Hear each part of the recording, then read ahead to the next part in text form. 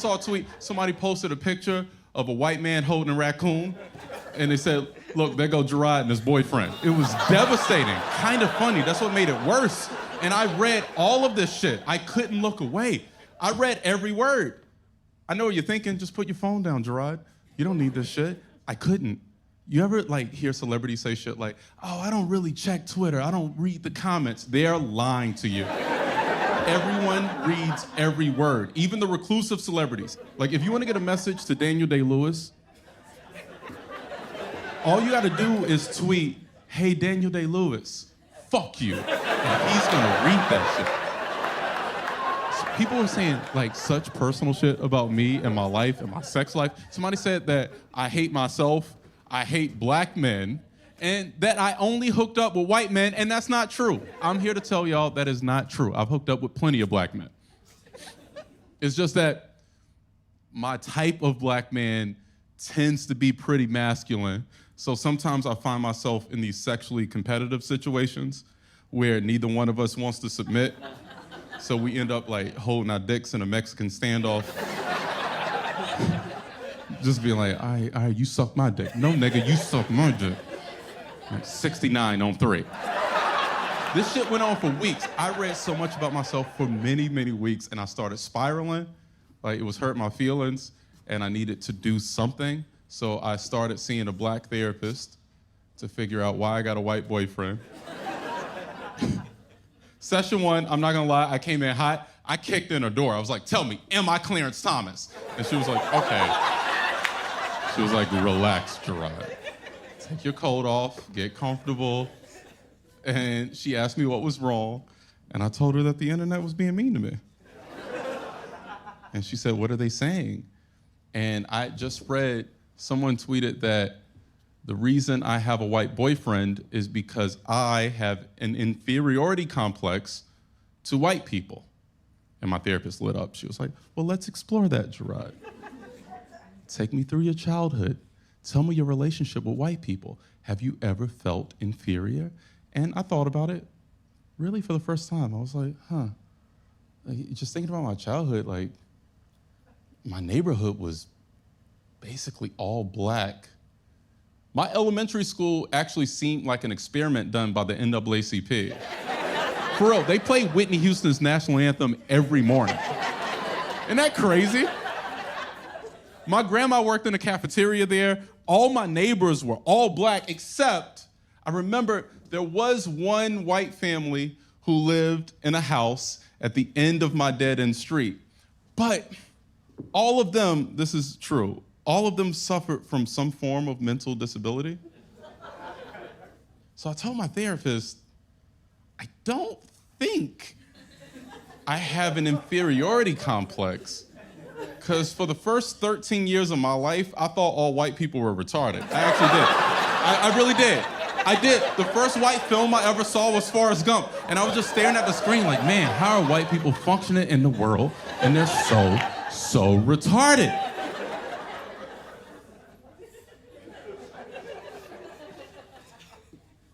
You know what didn't feel good? Having black people mad at me. Yeah, you ever been through that? It doesn't feel good. No one can handle that. And what feels great is when black people like you. I was walking down the street the other day, and a black dude just rolled down his window, and he was like, hey, I see you. Who, me? You see me? I stood up straight, and you know how it made me feel? Seen. I felt seen. I love black people's approval. Don't get me wrong, I like white people's approval too. White approval makes me feel financially secure. I want black people to like me, but one white lady from HBO liked me, and I've been a multi-millionaire ever since, so it's different. Thank you. I'll let her know. I was really anxious. I'm an anxious person. I have a really specific brand of anxiety. I'm my most anxious when everything's peaceful. When things are going good, that's when I'm really nervous. I'm waiting for the other shoe to drop. I think if I lived here in New York on 9/11, that would have been an emotionally validating experience for me. No, I'll tell you why. Because I would have walked outside, it would have been a peaceful day, birds chirping, then all of a sudden, a plane crashes into a building, and my first thought would be, I told you motherfuckers, some shit was going down. That's what's happening in my heart. I'm nervous, and I bring that anxiety to my relationship. I'm the anxious one in my relationship. Because what's crazy about love is that when someone tells you they love you, you just have to take their word for it. That's crazy. That's not crazy to y'all? That's insane. I need more proof than that. I be waking my boyfriend up in the middle of the night, like, do you love me? Just like shaking him, like trying to catch him off guard. I understand weddings. I didn't like weddings in my youth. I used to rebel against them. I used to get mad when my friends invited me to their wedding. I'd be like, why you invite me to this mid-show? The chicken's dry, you playing top 40 hits. I had to book a flight to watch you make a decision. Like, I came all this way to watch you slow dance with your father. Fuck you. That's how I used to feel. That's before falling in love. Now I realize that the point of a wedding isn't the party. The reason you have a wedding is for the witnesses. That's why you have a wedding. A wedding is a time where you get the person who claims that they love you to stand right here beside you. You invite everybody you ever met before in your entire life. Your family's there, his family's there. You invite doormen from buildings you don't even live in anymore. They're all there. And you get all your best friends to line up behind you just to stare at this motherfucker. The whole point of the ceremony is for you to turn to them and say, hey, what's that shit you were saying about you love me? No, tell them. Your auntie flew out. Tell your auntie how you say you want to die with me. Say it till death. That's why you have a wedding. I understand it now because I'm in love and I want to get married. Yeah, I do. I love my boyfriend a lot. He's my best friend. I like every moment with him. I like laying in his lap while he plays Mario. I hope we're together forever. We just had an anniversary on January 6th. Yeah. He insurrected my heart. He doesn't like when I say that, but I like that.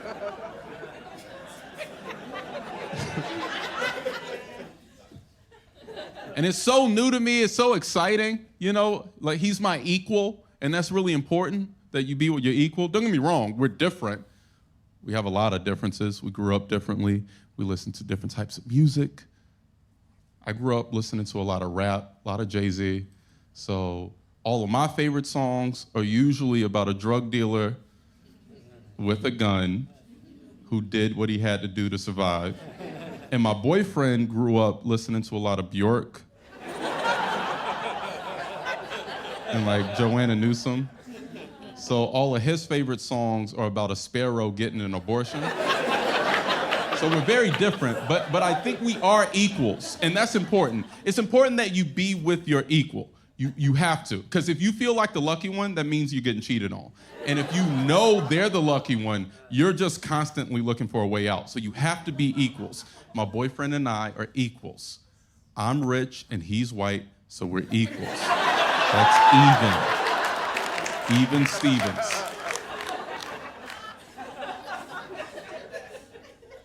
But I can't help but compare myself to him all the time. Anything my boyfriend does to better himself, I take as a personal indictment against me. Like if he gets out of bed before me in the morning, I feel like a lazy piece of shit. This is the best example I can think of. We bought a waffle maker from Williams-Sonoma, because I love waffles. I love waffle day. I get excited the night before. I ask my boyfriend, like, you gonna make waffles tomorrow? He's like, yeah.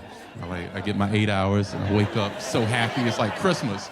We go downstairs and my boyfriend cooks the waffles and then we plate our waffles differently. What I like to do, I take my waffles and I rip them up into little pieces and I make a little waffle mountain. It's like a crumble of waffle mountains. Then I melt half a pot of Kerrygold butter and I drench the waffles in butter, and then I find the cheapest syrup I can find. None of that, like, organic, grade A maple bullshit. I mean, like, log cabin. I like that shit. And then I just drench the waffles in log cabin. Then I put the plate in the microwave for 14 seconds. You gotta let it get in there, like bubble up a little bit. And I go to the table. That's how I like my waffles. My boyfriend likes his waffles with a dollop of creme fraiche and some berries. Now, that shouldn't matter. Who cares? We eat waffles differently. But comparison sets in. I'm sitting at the table looking at my waffles, just shining in the light. I look across the table at my boyfriend and his waffles, look back at mine, I look at his, and I look at mine, and then I snap and go, so I'm just a nigga to you, aren't I? That's all you see when you look at me, just a high cholesterol nigga, like my father and his father before him. He didn't ask for that, it's breakfast. But I'm always comparing. I compare everything that we do all the time. I think about how we operate, how we communicate with each other is important. And I'm learning what to do with anger in my relationship, because I'm real sensitive and I get my feelings hurt all the time. All the time. Sometimes my boyfriend says stuff in a way that lets me know he's never been punched in the face before. You know what I mean? Like, it's a tone that he uses. Like, he's passive aggressive sometimes, and like passive aggression is white violence, I learned. And I can't fight him. That's not how gay relationships work. That's how I thought it would work. I thought if I got mad at him, then we just square up like men. No cops, no cops. First person to drop apologizes. That's not how it works. I still have to express my feelings. And I have to tell him when he's hurt my feelings. And that's really difficult for me to do because that is really gay. Don't get me wrong, I'll suck his dick till the cows come home. I'm not gonna tell him he's hurt my feelings. I'm a man, goddammit. And I like to. I know it's, look, I would like to be able to tell Michael when my feelings are hurt because that's the right thing to do. But unfortunately, I'm really good at withholding all of my feelings from the person I love. And when you're really good at something, it's hard not to use that as a crutch. And you can be good at withholding. Withholding is a game that only one of you knows that you're playing. And the object of the game is to get them to ask you what's wrong without you ever telling them that something's wrong. And here's what you gotta do. First of all, you can't look mad, because then you lost. You can't look mad, because then they know you care. And everybody knows the person with power in the relationship is the one who cares the least. So don't look mad. What you gotta do is look preoccupied. Like, really, you gotta make it seem like there's some deep mathematical equation that you're trying to figure out that's too deep for them to understand. Like, you're just in your head. Just don't say anything out loud, but just think, like, wait, if 2 and 3 is 5. And at first, they're not gonna notice. They're not gonna ask you what's wrong. They're gonna ask you some basic shit, like, what do you want for dinner? And that's gonna really piss you the fuck off. But that means you gotta take it up a notch. You start withholding all of your affection. All of the affection. Give them no affection, but then give all of that affection to anybody else in their face. And if nobody comes over, give that shit to the dog. I be rolling around on the floor with the dog, just like, who's the best boy in the house? Who's my favorite boy? Don't laugh. Don't laugh until they leave the room. Then you can laugh real loud at some shit. Hopefully they'll come running back in and like, what's so funny? You just be like, nothing. And eventually, sometimes it takes a couple days, they'll finally ask you, what's wrong? And I'll be honest with y'all, like sometimes it takes my boyfriend so long to ask me what's wrong, and I'm so pissed off that I respond